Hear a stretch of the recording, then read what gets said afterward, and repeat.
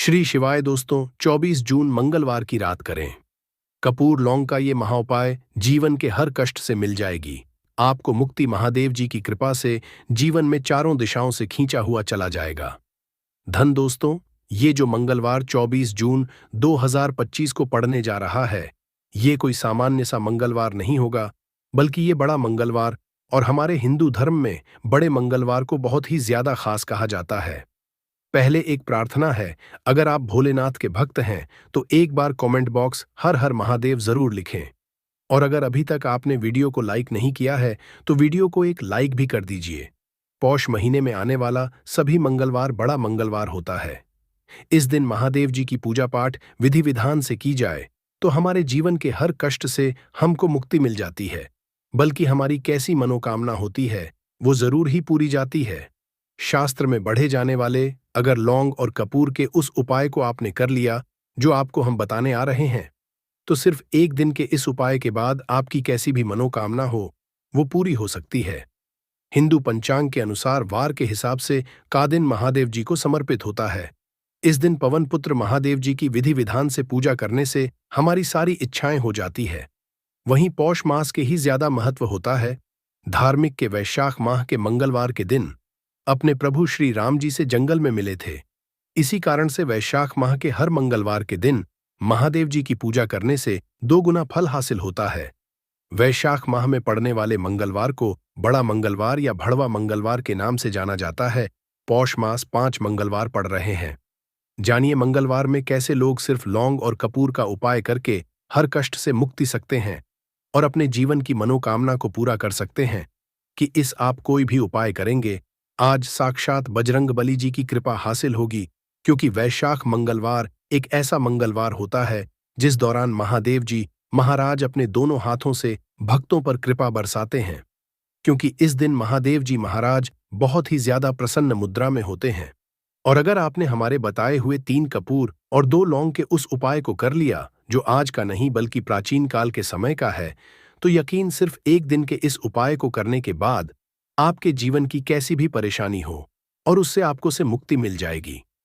आपके जीवन में आप खुद देखेंगे कि इस उपाय को करने के बाद कैसे आपको सुख समृद्धि की हासिल होगी और आप अपने जीवन काल में महादेव की वो कृपा हासिल करेंगे जिसके बाद न केवल 24 जून 2025 बड़े मंगलवार के दिन करें कपूर लौंग का ये महा उपाय जीवन के हर जाएगी। आपको मुक्ति महादेव जी की कृपा से जीवन में चारों दिशाओं से खींचा हुआ चला आएगा।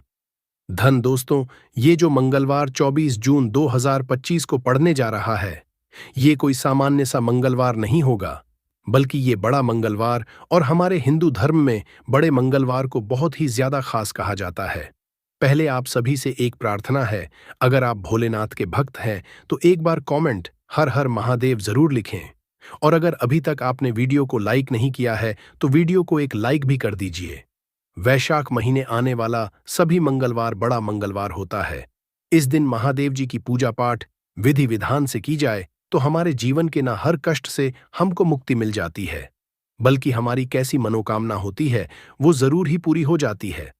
शास्त्र में बड़े के दिन किए जाने वाले अगर लौंग और कपूर के उस उपाय को आपने कर लिया जो आपको हम आ रहे हैं, तो सिर्फ एक दिन के इस उपाय के बाद आपकी कैसी भी हो वो पूरी हो सकती। हिंदू पंचांग के अनुसार वार के हिसाब से महादेव जी को समर्पित होता है। इस दिन पवन पुत्र महादेव जी की विधि विधान से पूजा करने से हमारी सारी इच्छाएं हो जाती है। वही पौष मास के ही ज्यादा महत्व होता है। धार्मिक के अनुसार वैशाख माह के मंगलवार के दिन बजरंगबली अपने प्रभु श्री राम जी से जंगल में मिले थे। इसी कारण माह के हर मंगलवार के दिन महादेव जी की पूजा करने से 2 गुना फल हासिल होता है। माह में वाले मंगलवार को बड़ा मंगलवार या बड़वा मंगलवार के नाम से जाना जाता है। पौष मास 5 मंगलवार पड़ रहे हैं। जानिए मंगलवार में कैसे लोग सिर्फ लौंग और कपूर का उपाय करके हर कष्ट से मुक्ति पा सकते हैं और अपने जीवन की मनोकामना को पूरा कर सकते हैं। कि इस दौरान आप कोई भी उपाय करेंगे, आज साक्षात बजरंगबली जी की कृपा हासिल होगी, क्योंकि पोष एक ऐसा मंगलवार होता है जिस दौरान जी महाराज अपने दोनों हाथों से भक्तों पर कृपा बरसाते हैं। क्योंकि महादेव जी महाराज बहुत ही ज्यादा प्रसन्न मुद्रा में होते हैं। और अगर आपने हमारे बताए हुए 3 कपूर और 2 लौंग के उस उपाय को कर लिया, जो आज का नहीं बल्कि प्राचीन काल के समय का है, तो यकीन मानिए, सिर्फ 1 दिन के इस उपाय को करने के बाद आपके जीवन की कैसी भी परेशानी हो और उससे आराम से मुक्ति मिल जाएगी। आपके जीवन में आप खुद देखेंगे कि इस उपाय को करने के बाद कैसे आपको सुख समृद्धि की हासिली होगी और आप अपने काल में महादेव की वो कृपा हासिल करेंगे। इस दिन आपको सुबह उठ करके नहाना है, धोना है। नहाने धोने के बाद आपको लाल वस्त्र का धारण करना है, क्योंकि लाल रंग महादेव जी महाराज को बहुत ही प्रिय होता है।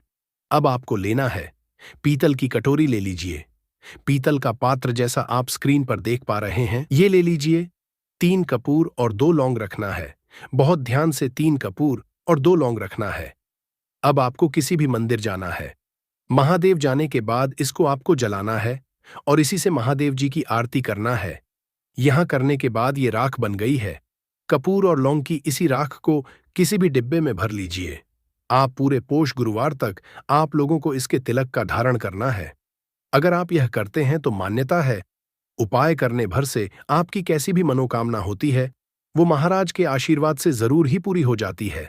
दूसरा है दोस्तों, नौकरी हासिली का महाउपाय। अगर आपकी नौकरी नहीं लग रही है, आप इस चीज को लेकर बड़ा ही परेशान है, तो आपको क्या करना चाहिए? पोष किसी भी समय, सुबह से शाम, किसी भी समय लोग चाहिए महादेव जी के मंदिर में और मीठे पान का महादेव जी महाराज को चढ़ाइए। ऐसा करने भर से महादेव जी महाराज की वो आपको हासिल होगी कि जो आपकी मनचाही नौकरी वो लग जाएगी। तीसरा है बंद पड़े व्यापार चढ़ाने का महाउपाय। अगर आप चाहते हैं कि आपका बंद पड़ा व्यापार चल पड़े, तो आपको क्या करना चाहिए? देखिए, महादेव जी महाराज को लड्डू बहुत ही पसंद, परंतु एक बात का ध्यान रखिएगा, लड्डू उनको चढ़ाया जाता है बूंदी काया का लड्डू। इन दोनों लड्डू में से आपको कोई भी लड्डू का भोग महाराज को चढ़ाना है। परंतु सबसे बात यह है, जब भी आप लड्डू का भोग महादेव जी महाराज को चढ़ा रहे हो, उसमें एक तुलसी ही रख दीजिएगा, क्योंकि कहा जाता है महादेव जी महाराज को कोई भोग लगाया जाए और उसमें तुलसी का पत्ता ना रखा जाए तो भोग पूरा नहीं समझा जाता है। तो इस 24 जून 2023 के बड़े मंगल के लड्डू या बूंदी के लड्डू में एक तुलसी का पत्ता रख करके महादेव जी को चढ़ाना है। ऐसा करने से मान के चलिए, आपका बंद पड़ा अपार चल पड़ेगा। चौथा, अगर आपके घर की बरकत नहीं हो रही, उन्नति नहीं हो रही, अगर आप लोग के दिन महादेव जी महाराज को जाकर के लाल चूड़ा चढ़ाते हैं, तो मान के चलिए आपके घर की जो बरकत रुकी हुई है, उन्नति रुकी हुई है, वो होना शुरू हो जाएगी। इसी तरीके दोस्तों, लंबे समय से अगर आप बीमारी से जूझ रहे हैं, आप चाहते हैं कि ये जो बीमारी आपके जीवन से हमेशा के लिए चली जाए, तो आपको क्या करना होगा? बहुत से सुनिएगा जो आपको हम बताने जा रहे हैं। देखिए दोस्तों, अगर आप अपनी बीमारी बहुत सारा पैसा खर्च कर चुके हैं, आपको उसका मिल रहा है, तो आपको महादेव जी की शरण में जाना चाहिए। परंतु आपको कैसे पूजा करनी है? बहुत ध्यान से सुबह नहा धोने के बाद आपको लाल वस्त्र का धारण करना है। किसी लाल कपड़े में आपको 500 ग्राम गुड़ रखना है। ध्यान रखिएगा दोस्तों, 500 ग्राम गुड़ से कम नहीं होना चाहिए। 500 ग्राम गुड़ ऊपर एक तुलसी का पत्थर रखना है। इसी लाल कपड़े की पोटली बना ली।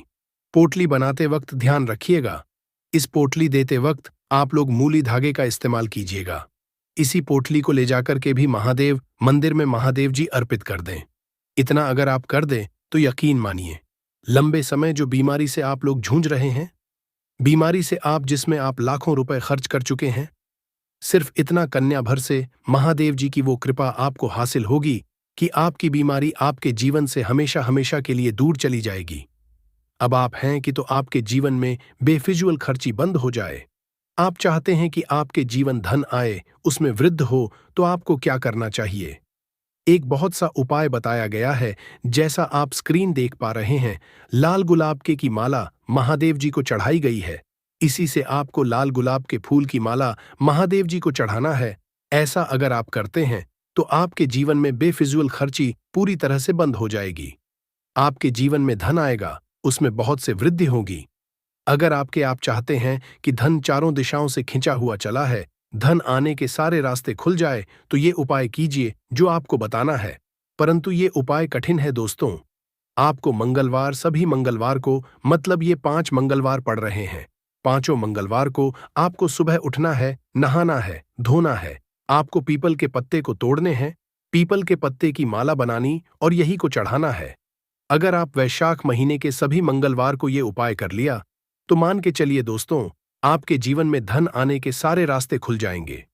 इतना धन आएगा जिसकी आपने कल्पना नहीं की थी। तिथि के दिन एक छोटे से उपाय करने से ही आपकी सभी मनोकामना पूर्ण हो जाती है और बहुत सारे लोगों ने इस उपाय को किया भी है और उनको इसको करने का फल भी जरूर मिला है। अगर आप लोग भी इस उपाय को 24 जून 2025 मंगलवार चतुर्दशी तिथि के दिन करना चाहते हैं तो आप इस उपाय को पहले अच्छे से समझ लेना, सुन लेना, उसके बाद करना। आपको इस उपाय का फल जरूर मिलेगा और इस उपाय को करने से आपके घर में चाहे किसी भी तरह की दुख और समस्या क्यों ना चल रही हो, आपको उसका कारण भी नहीं पता है कि दोस्तों ये समस्या किस कारण से चल रही, उसका कुछ भी कारण हो सकता है। जैसे पितृदोष हो सकता है या किसी भी तरह का मंगल दोष भी हो सकता है और भी बहुत तरह के दोष होते हैं, कुछ भी हो सकता है। पर आपको इस उपाय को करने के लिए अपने दोष को पता लगाने की भी जरूरत नहीं है। 24 जून 2025 मंगलवार चतुर्दशी तिथि के दिन इस 5 काली मिर्च के दाने वाला उपाय को आप लोगों को कर लेना है। दोस्तों, अब हम समझते हैं इस वाले उपाय को हमें करना समय है। तो सबसे पहली बात दोस्तों, हम समझते हैं कि यह 5 काली मिर्च के दाने वाला उपाय करना किसको है। तो देखिए, यहां पर सीधी सी बात है कि यह 5 काली मिर्च वाला उपाय जो उपाय है, ये किस लिए किया जा रहा है। ये मनोकामना को पूर्ण करने के लिए किया जा रहा है।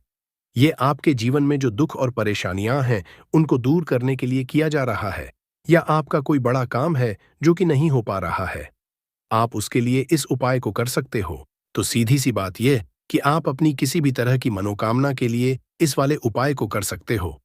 तो यह उपाय वह व्यक्ति कर सकता है जिस व्यक्ति को अपनी किसी भी तरह की मनोकामना भगवान शिव जी से पूर्ण करवानी हो।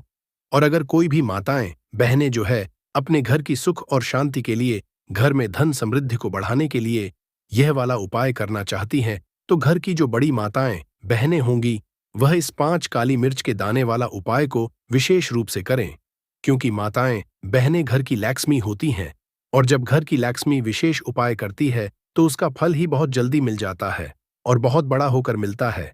अन्यथा इस उपाय को कोई भी व्यक्ति कर सकता है, चाहे वह बड़ा हो, चाहे वह छोटा हो, चाहे वह बच्चा हो। जिस व्यक्ति को यह 5 काली मिर्च के दाने वाला उपाय समझ आ गया, वह व्यक्ति इस 5 काली मिर्च वाला उपाय को मंगलवार चतुर्दशी तिथि के दिन जरूर करे, क्योंकि उसको इस उपाय को फल बहुत ही जल्दी मिल जाएगा। क्योंकि 1-2025 मंगलवार चतुर्दशी तिथि के दिन भगवान शिव जी बहुत आसानी से प्रसन्न हो जाते हैं। तो आइए अब हम समझते हैं कि इस 5 काली मिर्च के दाने वाला उपाय को आपको करना कैसे है और इस उपाय को करने का जो समय है वह क्या है। तो देखिए, इस 24 जून 2025 मंगलवार चतुर्दशी तिथि के दिन किए जाने वाले यह 5 काली मिर्च के दाने वाला जो उपाय है, यह मुख्य रूप से शाम के समय का रहेगा, प्रदोष काल का रहेगा। अब दोस्तों, प्रदोष काल का समय भी एक बहुत ही लोगों के मन में प्रश्न जाता है कि दोस्तों ये समय होता कब है, कितने बजे से लेकर कितने बजे ये समय होता है, ताकि हमें उपाय के लिए जो है करने का समय पता लग जाए। तो हम आपको बता दें, प्रदोष काल का जो एक समय होता है, शाम का समय, वो होता है शाम के 6 बजे से लेकर शाम के 7 बजे के बीच का। इस समय के बीच में आप उपाय को करेंगे तो आपको उस उपाय का जरूर फल मिलेगा। तो शाम के 6 बजे से लेकर शाम के 7 बजे के बीच में इस 5 काली मिर्च के दाने वाला जो उपाय को कर सकते हो। तो भैया, बहुत सारे लोग यहां पर ये प्रश्न भी जरूर करेंगे कि दोस्तों हम तो नौकरी पर जाते हैं, हम अपनी ड्यूटी पर जाते हैं और आने में हमें देर हो जाती है, तो उस जगह पर हमें क्या करना चाहिए। तो देखिए, उन लोगों को भी टेंशन लेने की जरूरत नहीं है। अगर आप लोग इस उपाय को शाम के समय प्रदोष काल में कर रहे हैं और अगर आप आने में देरी भी हो जाती है, आपको आने में 7 बजे तक आप नहीं पहुंच पाते हो, तो दोस्तों आप 7 या रात 8 बजे तक भी अगर उपाय को करोगे तो भी चल जाएगा। और अगर इससे भी थोड़ा देर हो जाती तो भी आप उपाय को कर सकते हो, क्योंकि 24 जून 2025 मंगलवार आषाढ़ का दिन है। ये दिन बहुत ही कम आता है, पूरे साल भर में एक बार, इसीलिए जब आपको मकान मिल जाए, जब आप इस उपाय को जरूर कर लेना। कोई भी उपाय हो, आप कभी भी कर सकते हो। आषाढ़ मंगलवार चतुर्दशी तिथि के दिन बस कोशिश की समय के थोड़ा मतलब अंतर्गत ही कर लो, पर किसी कारणवश अगर ना कर पाओ तो फिर आप थोड़ा देरी से भी कर सकते हो, आपको उपाय का फल जरूर मिलेगा। पूज्य गुरुजी ने कहा कि जब भी मंगलवार आषाढ़ चतुर्दशी तिथि का दिन पड़ेगा तो आपको सिर्फ और सिर्फ यह 5 काली मिर्च के दाने वाला उपाय करना है। इससे आपके जीवन में अगर धन वैभव की समस्या चल रही है, अगर आप रुपए पैसों के लिए बहुत ज्यादा परेशान रहते हैं, आर्थिक तंगी चल रही है, कई कई बार आप प्रयास बहुत करते हैं, मेहनत बहुत कर है, लेकिन आपको धन हासिल नहीं हो पाता है। आप मेहनत करने के बावजूद भी सफल नहीं हो पाते हैं।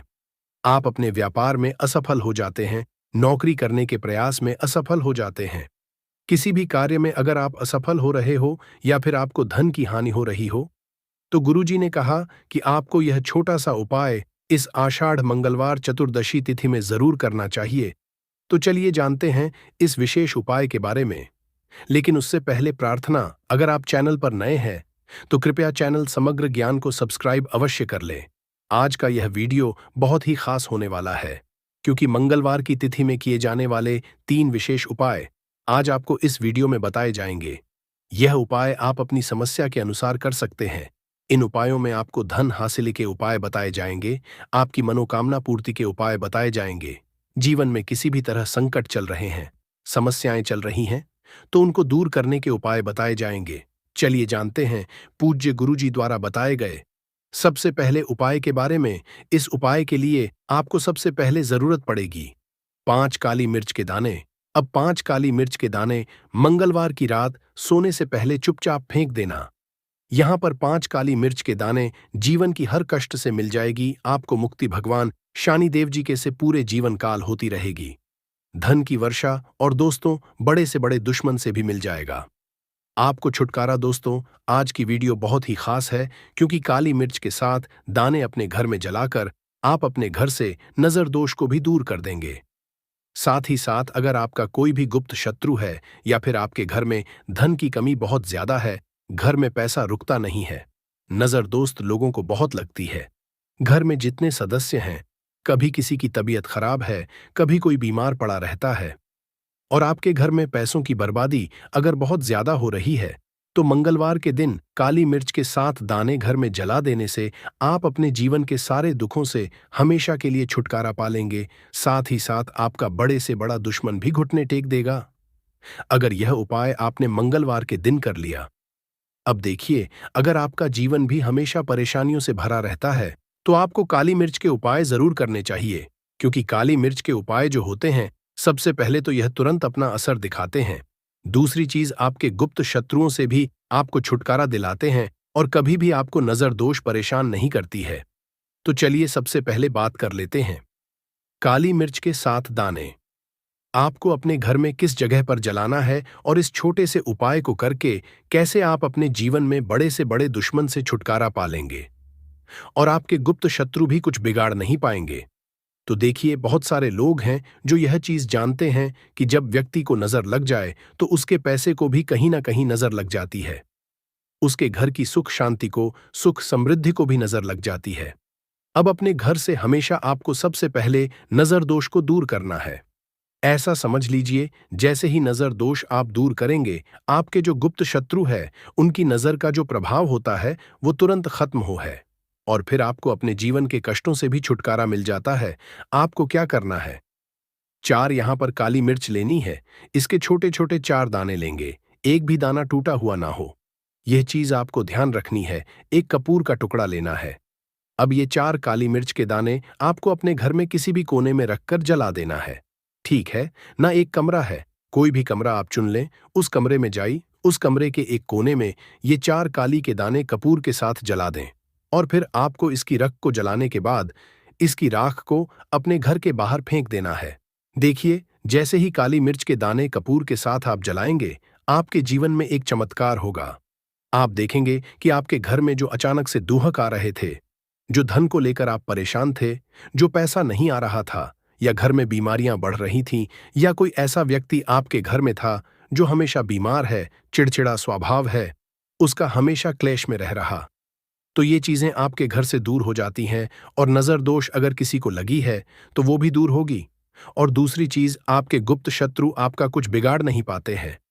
जब कपूर के साथ काली मिर्च के 7 दाने आप अपने घर में जलाते हैं, देखिए, काले रंग की जो वस्तुएं होती हैं, ये शनिदेव से जुड़ी हुई है।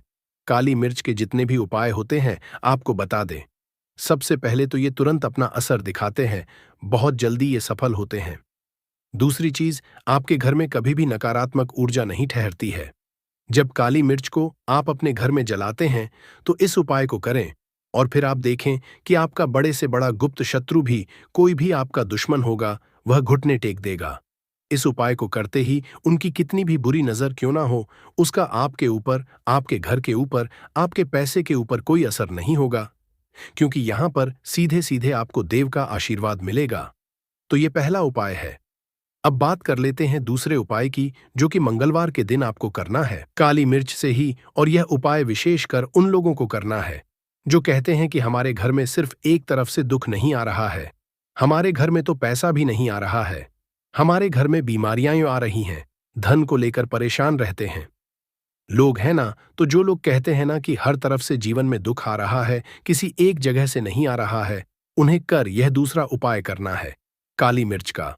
देखिए, अगर आपके जीवन में दुख बहुत बढ़ गए हैं, कष्ट बहुत बढ़ गए हैं, पैसे को लेकर भी आप परेशान हैं, धन आपके पास आता नहीं है, तिजोरी में धन नहीं रुकता है, तो काली मिर्च का यह दूसरा उपाय मंगलवार के दिन कर लें।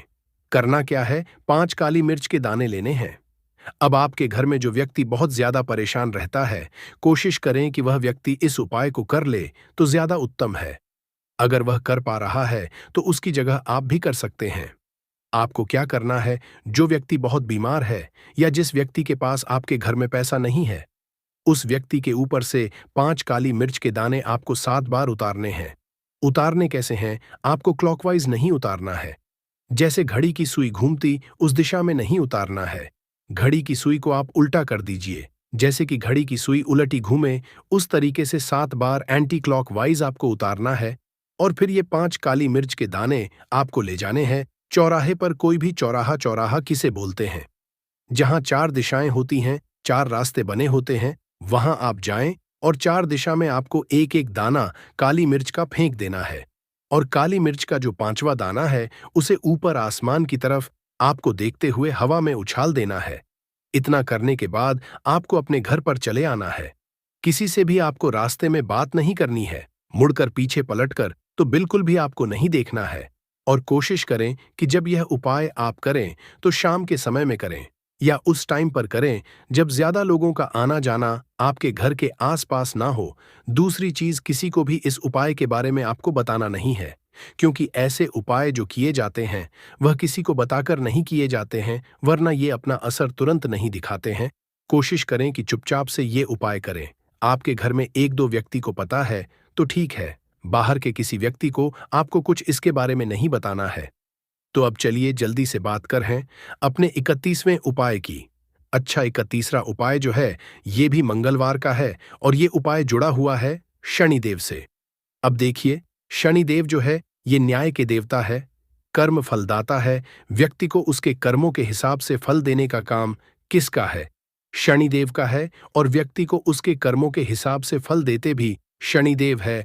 अच्छे कर्म व्यक्ति करता है तो सुख भोगता है, और अगर भूल चूक हो जाए तो फिर दुख जीवन में आते ही आते हैं, कष्ट जीवन में आते आते हैं, और धन की कमी हमेशा जीवन में बनी रहती है। जब तक शनि की 7.5 रहती है, शनि ढैया का प्रभाव रहता है, या शनि की कोई भी महादशा अगर किसी व्यक्ति की कुंडली में है। अब देखिए, बहुत सारे लोगों को तो पता भी नहीं होता है कि शनि की कोई महादशा चल भी रही है कुंडली में, लेकिन आप अंदाजा जरूर लगा सकते हैं। आपको बता देते हैं कि कैसे आप पहचान सकते हैं कि आपकी कुंडली में कहीं ना कहीं शनि दोष हो सकता है। तो देखिए, अगर अचानक से आप घर में धन की कमी आ रही है, घर में लड़ाई झगड़ा बहुत हो रहा है, आप देखते हैं कि घर में एक दूसरे से लोग लड़ रहे हैं, झगड़ रहे हैं, घर में सुख शांति कहीं नहीं है, सुख समृद्धि नहीं है, एक एक रुपए के लिए अगर आप परेशान हैं तो कहीं ना कहीं शनि की पीड़ाएं आपको परेशान कर रही हैं। अब करना क्या है, आपको शनिदेव को प्रसन्न करना है। कैसे करेंगे शनिदेव को प्रसन्न? काली मिर्च से। जी हां, आपको क्या करना है, एक काले रंग का कपड़ा लेना है और इसके अंदर आपको काली मिर्च के दाने रखने हैं। कितने दाने रखेंगे? 11 दाने रख लेंगे काली मिर्च के काले कपड़े में, और 1 रुपया भी इसके अंदर रखना है। और इसकी एक छोटी सी पोटली बना लेंगे और शनिदेव के मंदिर जाएंगे।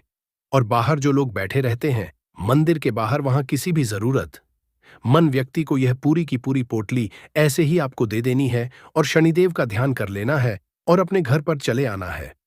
सिर्फ इतना करना है, मंगलवार 5 मंगलवार कर लेना। ऐसा चमत्कार जीवन में होगा जिस पर आपको भी विश्वास नहीं होगा, आपके घर के किसी सदस्य को भी विश्वास नहीं होगा। आज आप जो अपने जीवन में सारी उम्मीदें खो चुके, आज जो आपको लगता है कि मेरे जीवन में कोई रास्ता नहीं बचा है, मैं कैसे अपने जीवन के दुखों को दूर करूं, तो एक बार कर्म फलदाता न्याय के देवता शनिदेव पर विश्वास करके, यह उपाय करके, तो देखिए इसका चमत्कार आपको अपने जीवन में खुद दिख जाएगा। यह 101 नहीं बल्कि 501% सत्य है। बस पूरी सच्ची श्रद्धा से उपाय कर लेना। और देखिए, साल 2025 तो शनिदेव का ही साल है, और शनिदेव को इस साल में जिसने प्रसन्न कर लिया, हम बार बार बताते हैं, उसका भाग्य ऐसे चमकेगा न कि आने वाली 7 पीढ़ियां भी सुखों को भोगेंगी। मंगलवार चतुर्दशी तिथि के दिन ये उपाय आप जरूर करें। बात करें अगले की, तो दोस्तों बहुत समय से आप लोगों के प्रश्न आ रहे हैं कि शाम की पूजा का सही समय क्या होता है, शाम को दीपक कब जलाना चाहिए और दीपक जलाते समय किस नियम का पालन करना चाहिए।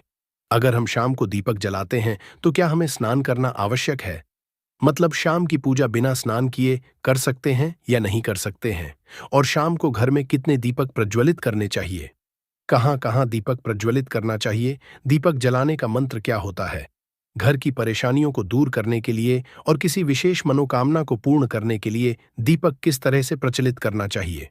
तो आज की जो वीडियो है पूरी तरह से संध्या बंधन पर आधारित है। शाम के समय जो आप संध्या वंदन करते हैं, पूजा आराधना करते हैं, दीप प्रज्वलित करते हैं, वह किस तरह से आपको करना है, किस नियम का पालन करना है। मतलब आज की वीडियो पूरी तरह से आपके प्रश्नों पर आधारित है, जिनका उत्तर मैं आप शास्त्रों के अनुसार देने का पूरा प्रयास करूंगा। तो वीडियो को पूरा जरूर देखें, और अगर आपको आज की वीडियो अच्छी लगे तो इसे लाइक जरूर कीजिए, क्योंकि आपके लाइक्स और आपके कमेंट मेरे लिए बहुत महत्वपूर्ण होते हैं। ये एकमात्र जरिया है जिससे मुझे पता चलता है कि आपको ये वीडियो अच्छी लगती है और आपके लिए ये वीडियो उपयोगी है। तो अगर वीडियो अच्छी लगती है तो लाइक जरूर करें। इसके साथ ही कमेंट बॉक्स में जय माता लक्ष्मी अवश्य लिख दे, जिससे कि माताजी को कृपा आप और आपके परिवार पर सदैव बनी रहे और आपको कभी धन की कमी ना हो। तो प्रिय भक्तों, सबसे पहले बात करते हैं कि संध्या दीपक प्रज्वलित करने से पहले, मतलब शाम को पूजा करने से पहले क्या स्नान करना आवश्यक है। देखिए, शास्त्रों के अनुसार पूजा में शुद्धता आवश्यक होती है। तो जब हम सुबह पूजा करते हैं तब तो स्नान करना अत्यंत आवश्यक होता है। सुबह बिना स्नान के पूजा नहीं करना चाहिए, लेकिन शाम की पूजा आप हाथ पांव मुंह धोकर भी कर सकते हैं, जरूरी नहीं है दान करें। अब देखिए, आप चाहें तो वस्त्र भी बदल सकते हैं, या फिर आप सिर्फ हाथ मुंह धोकर कुल्ला करके भी पूजा कर सकते हैं। अब देखिए, जैसे कि आपको शाम के समय पूजा करनी है तो दिन में भी आप शुद्धता का ध्यान रखें। जैसे कि आप जब भी टॉयलेट जाते हैं, बाथरूम जाते हैं, तब उस समय शुद्धिकरण जरूर कीजिए, कुल्ला जरूर करना चाहिए हर बार जब आप बाथरूम जाते हैं। तो अगर आप दिन भर शुद्धिकरण का ध्यान रखते हैं तो शाम के समय बिना स्नान किए भी सिर्फ हाथ पांव धोकर भी पूजा कर सकते हैं, और चाहे तो स्नान कर सकते हैं। जैसे कि गर्मियों के दिन है तो शाम के समय भी आप स्नान करके पूजा कर सकते हैं। तो बहुत सारी चीजें आप स्वयं भी अपने विवेक से निर्धारित कर सकते हैं। अगला प्रश्न है आपका कि शाम की पूजा में दीपक के समय जलाना चाहिए। तो देखिए, शाम को जो पूजा का समय होता है वह गोधूली बेला का समय होता है, प्रदोष काल का समय होता है। मतलब जिस समय सूर्य अस्त हो रहे होते हैं उस समय हमारे घर में दीपक प्रज्वलित हो जाना चाहिए। अब आप लोगों के प्रश्न आते हैं कि कितने बजे दीपक जलाना चाहिए शाम को। तो देखिए, शाम को सूर्यास्त का समय हर मौसम में अलग अलग होता है। कभी जैसे कि सर्दियां चल रही होती है तो 4:30 बजे भी सूर्यास्त हो जाता है, कभी कभी 5:30 बजे तक भी सूर्यास्त हो जाता है। जैसे गर्मियों का मौसम है तो 6:30 बजे से लेकर 7 बजे तक ऐसे ही सूर्यास्त का समय होता है। कई बार 7:30 बजे का टाइम हो जाता है। गर्मियों में तो प्रत्येक मौसम में का समय अलग होता है, इसलिए एक सही समय बताना कि इसी समय आप दीप प्रज्वलित करें, ये तो बहुत मुश्किल होगा और ये ठीक भी नहीं होगा। एक ही समय पर हर बार हम दीप प्रज्वलित नहीं कर पाएंगे, इसलिए संध्या काल का ध्यान रखिए। जब संध्या काल का समय होता है, मतलब जब सूर्य अस्त हो रहा होता है, उस समय आप अपने घर में दीपक प्रज्वलित कर दीजिए। और अब बात करते हैं कि कितने दीपक आपको अपने घर में प्रचलित करने। प्रतिदिन शास्त्रों के अनुसार संध्या काल में प्रतिदिन अपने घर के मुख्य द्वार पर एक दीपक जरूर जलाना चाहिए। इससे क्या होता है? देखिए, शास्त्रों के अनुसार शाम के समय संध्या काल में लक्ष्मी माता और उनकी बहन दरिद्रता दोनों ही भ्रमण पर निकलती है। तो जिस घर के मुख्य द्वार पर दीपक प्रज्वलित होता है, उस घर में मां लक्ष्मी प्रवेश कर जाती है, और जिस घर के मुख्य द्वार पर दीपक नहीं जल रहा हो, उस घर में दरिद्रता प्रवेश कर जाती है। तो इसलिए मां लक्ष्मी का प्रवेश आपके घर में हो, इसके लिए घर के मुख्य द्वार पर एक दीपक जरूर प्रज्वलित करना चाहिए। और हाँ, घर के मुख्य द्वार पर जो दीप प्रज्वलित किया जाता है, संध्या काल में इसके बहुत सारे शास्त्र में बताए गए हैं। शास्त्रों के अनुसार संध्या काल में जिस घर के मुख्य द्वार पर दीप प्रज्वलित होता है, उस घर में किसी भी तरह की नकारात्मक ऊर्जा प्रवेश नहीं करती है। कोई भी वास्तु दोष आपके घर में हो, अगर आप मुख्य दीप प्रज्वलित करते हैं तो समस्त तरह के वास्तु दोष से मुक्ति मिल जाती है। और अगर आपके घर में पितृदोष है, जिसकी वजह से परेशानियां वो आपके घर में बनी हुई हैं, तो घर के मुख्य द्वार पर जो हम दीप प्रज्वलित करते हैं, इससे घर का पितृदोष भी समाप्त हो जाता है। और इसके अलावा घर में किसी भी तरह की अशांति रहती हो, या फिर आपके घर में बीमारियां बहुत रहती है, कलह रहता है, आर्थिक तंगी रहती है, तो घर के मुख्य द्वार पर हम दीप प्रज्वलित करते तो समस्त तरह की परेशानियों से, दुखों से आपको मुक्ति मिल जाती है। इसलिए घर के मुख्य द्वार पर दीप प्रज्वलित करना अत्यंत आवश्यक होता है। तो शास्त्रों के अनुसार घर के मुख्य द्वार पर एक दीपक अवश्य ही होना चाहिए। और बात करें दूसरे दीप की, तो दूसरा दीपक आपको अपने घर की तुलसी के पास प्रज्वलित करना चाहिए। शास्त्रों के अनुसार अगर शाम के समय संध्या काल में तुलसी की जड़ के पास अंधेरा रहता है, ऐसे में दरिद्रता का स्थायी वास बन जाता है। और जिन घरों में शाम के समय तुलसी के पास दीप प्रज्वलित किया जाता है, ऐसे घर में लक्ष्मी का वास होता है, श्री हरि विष्णु सहित महालक्ष्मी ऐसे घरों में वास करती है। तो प्रयास करना चाहिए कि शाम के समय तुलसी के पास एक दीपक अवश्य प्रज्वलित करें। बात करें अगले दीपक की, शाम के समय अपने घर के ईशान कोण में, मतलब जहां पर भी आपने अपने घर का मंदिर बनाया हुआ है, उसी स्थान पर घर के मंदिर में एक दीपक अवश्य प्रज्वलित कीजिए। 2-3 दीपक आपको प्रतिदिन जरूर प्रज्वलित करने चाहिए। और अगर आप तीनों दीपक प्रतिदिन प्रज्वलित करते हैं, तो विश्वास रखिए, आपके घर की बहुत सारी परेशानियां स्वयं ही समाप्त हो जाती हैं। और अब बात करते हैं अगले प्रश्न के बारे में, जो आप लोगों के हमेशा प्रश्न आते हैं कि दीपक किस चीज से प्रचलित करना चाहिए। सरसों का तेल डाल सकते हैं या नहीं, या फिर तेल का प्रयोग करना चाहिए, या फिर शुद्ध घी का, गाय के घी का, किस चीज से हम दीपक प्रज्वलित करें? तो देखिए, शास्त्रों के अनुसार सरसों के तेल का दीपक हर जगह प्रज्वलित नहीं करना चाहिए। सरसों का तेल कड़वा तेल कहा जाता है, इस तेल को हम प्रज्वलित करते हैं शनिदेव के लिए अगर आप दीप दान करते हैं शनिवार के दिन, तो आपको सरसों तेल का दीपक प्रज्वलित करना चाहिए। और आप चाहे तो जैसे कि पीपल का वृक्ष होता है, वहां पर भी सरसों के तेल का दीप प्रज्वलित कर सकते हैं, या फिर भैरव होता है, उनके लिए भी तेल का दीपक प्रज्वलित किया जाता है। इसके अलावा कहीं पर भी सरसों तेल का दीप प्रज्वलित करने की बात शास्त्रों में नहीं कही गई है। शास्त्रों के अनुसार घर में ज्योति प्रज्वलित किया जाता है, या किसी भी देवता के निमित्त जो हम दीप प्रज्वलित करते हैं, उसमें गाय का घी डालकर ही प्रज्वलित करना चाहिए। अब देखिए, ऐसे समय में जबकि गाय का शुद्ध घी नहीं मिल पाता है, तब हमें क्या करना चाहिए? तब आपको के घी के नाम पर जो भी घी मिल जाता है, या फिर शुद्ध घी मिल जाता है, उसका प्रयोग कर सकते हैं, या फिर आप चाहे तो तेल का दीप प्रज्वलित कर सकते हैं। तो प्रतिदिन जो आप दीपक प्रज्वलित करते हैं अपने घर में, चाहे आप घर के मुख्य द्वार पर प्रज्वलित करें, या फिर तुलसी के पास प्रज्वलित करते हैं, या फिर घर के ईशान कोण में प्रज्वलित करते हैं, सभी दीपक आप तिल के तेल या शुद्ध घी का प्रज्वलित करें। और हाँ, जब आप प्रज्वलित करते हैं, जैसे कि मुख्य द्वार पर ज्योति प्रज्वलित करेंगे, या फिर तुलसी के पास दीप प्रज्वलित करते हैं, या फिर घर में भी जो दीप प्रज्वलित किया जाता है, तो ध्यान रखना चाहिए, एक चीज का कभी भी दीपक को सीधे जमीन पर नहीं रखा जाता है। दीपक रखते समय प्रतिदिन दीपक के नीचे थोड़ा सा आप चाहे तो चावल रख सकते हैं, या फिर आप चाहे तो थोड़े से पुष्प रख सकते हैं।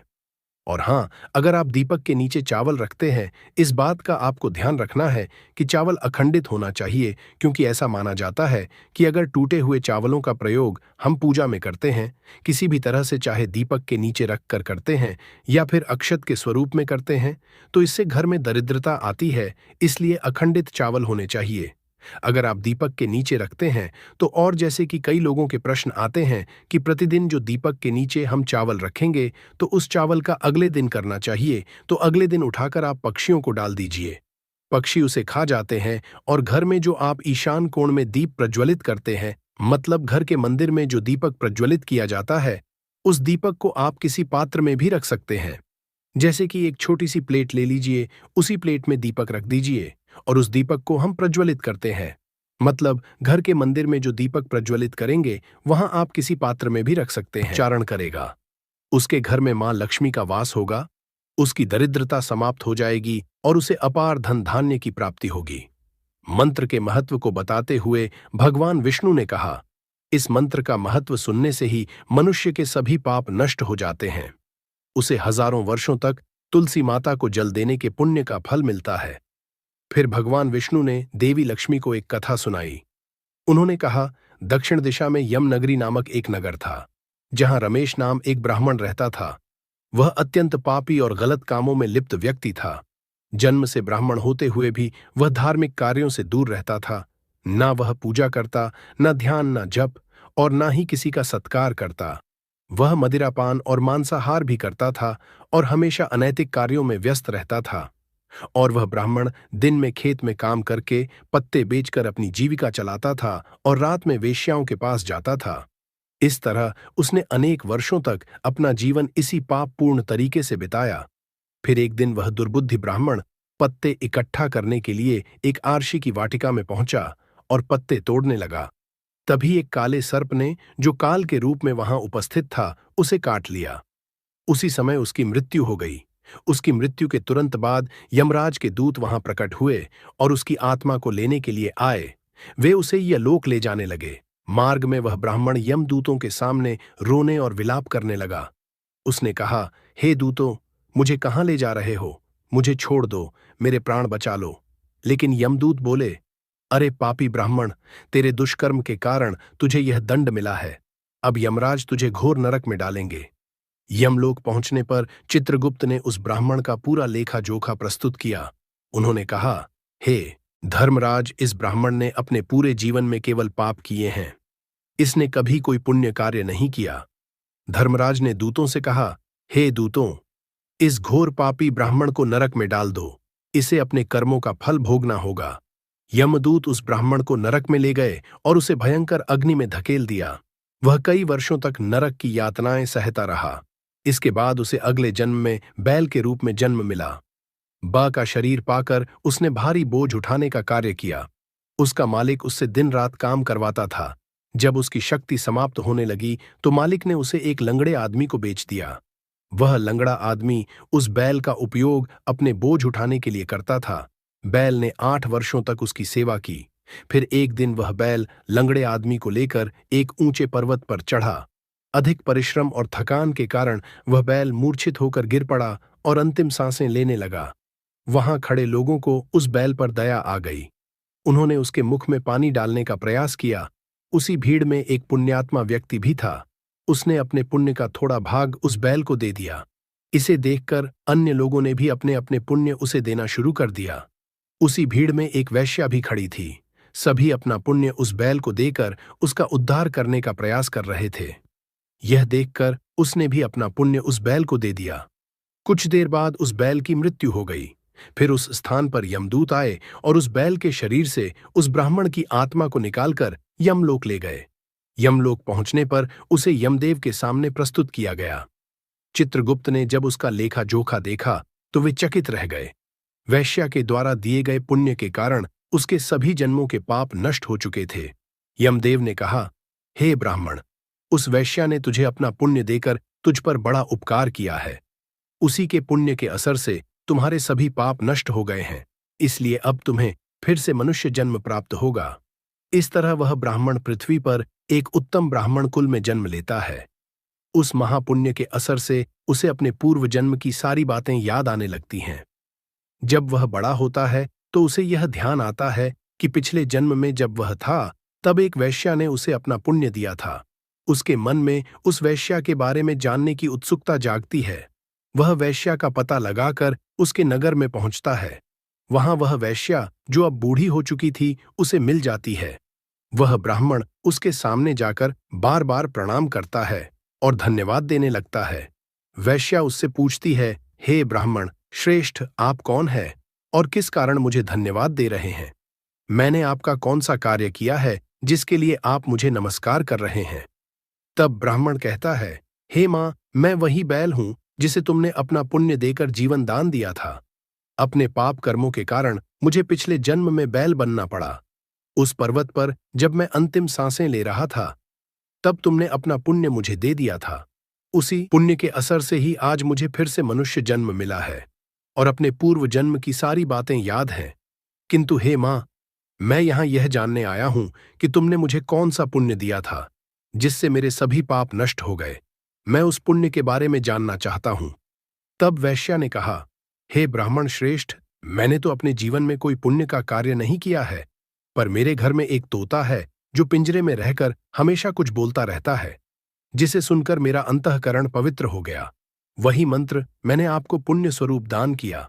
फिर वह वैश्या और ब्राह्मण उस तोते के पास गए और उससे पूछने लगे, हे शुक, तुम कौन सा मंत्र बोलते हो जिससे हमारे जीवन का उद्धार हुआ?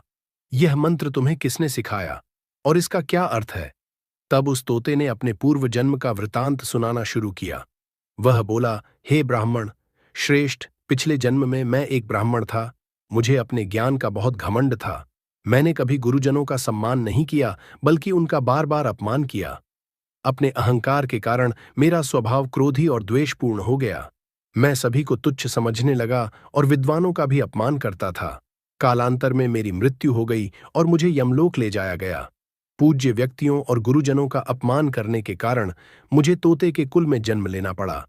तोते के रूप में जन्म लेने के बाद छोटी अवस्था में ही मेरे माता पिता का साथ छूट गया। मैं अकेला पेड़ की डाल पर बैठकर रो रहा था। तभी कुछ मुनि उस मार्ग से जा रहे थे। उन्होंने मेरी दयनीय स्थिति देखी और मुझे अपने आश्रम ले आए। आश्रम में उन मुनियों ने मुझे एक सुंदर पिंजरे में रखा और मेरी देखभाल की। वे मुझे प्रतिदिन भोजन कराते और मुझसे स्नेह करते थे। उस आश्रम में वे मुनि, उनकी पत्नियां और बच्चे प्रतिदिन तुलसी मां के पौधे को जल अर्पित करते और एक मंत्र का जाप करते थे। उनके मुख से बार बार वह मंत्र सुनकर मैंने उसे याद कर लिया। तब से मैं उसी मंत्र का जाप करता हूं। इस मंत्र के असर से मेरे जीवन में सकारात्मक बदलाव आने लगे। मुझे अपने कर्मों का पश्चाताप हुआ और मेरी मृत्यु भी टल गई।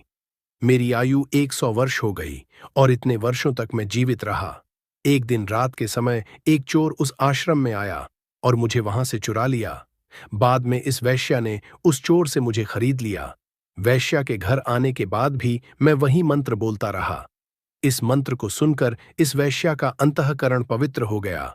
उसने अपना पुराना जीवन छोड़कर भगवान विष्णु की भक्ति करनी शुरू कर दी।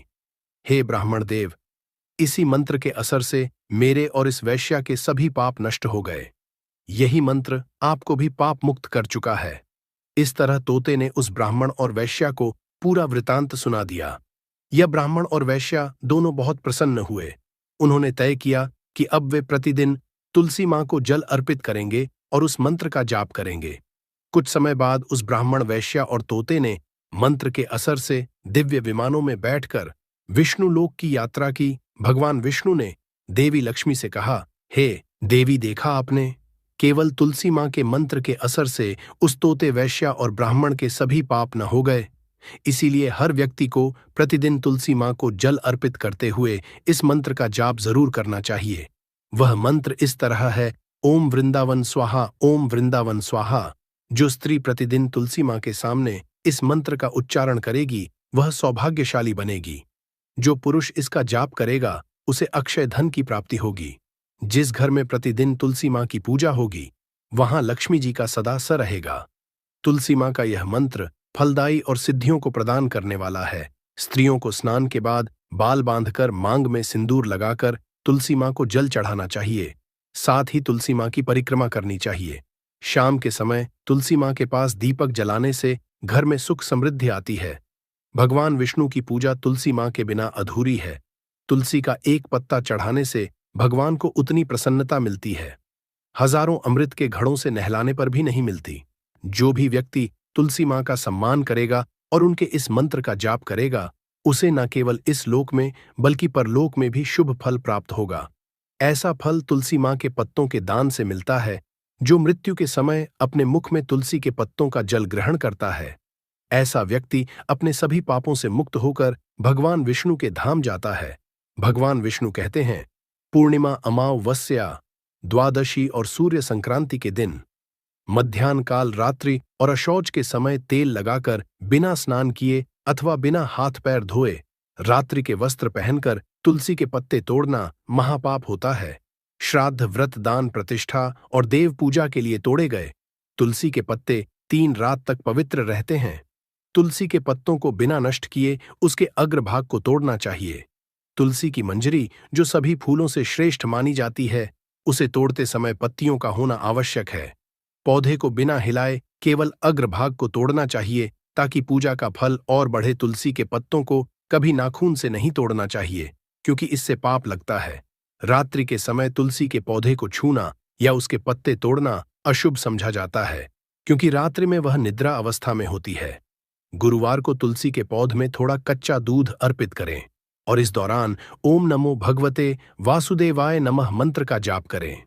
तुलसी के पौधे के पास शालिग्राम रखें और तिल चढ़ाएं। शालिग्राम पर तुलसी के पत्ते रखकर चंदन का तिलक करें। अगर कोई महिला मासिक धर्म में है तो तुलसी की पूजा से बचे, क्योंकि इस समय तुलसी को छूना पाप होता है, जिससे महिला की दुर्गति हो सकती है।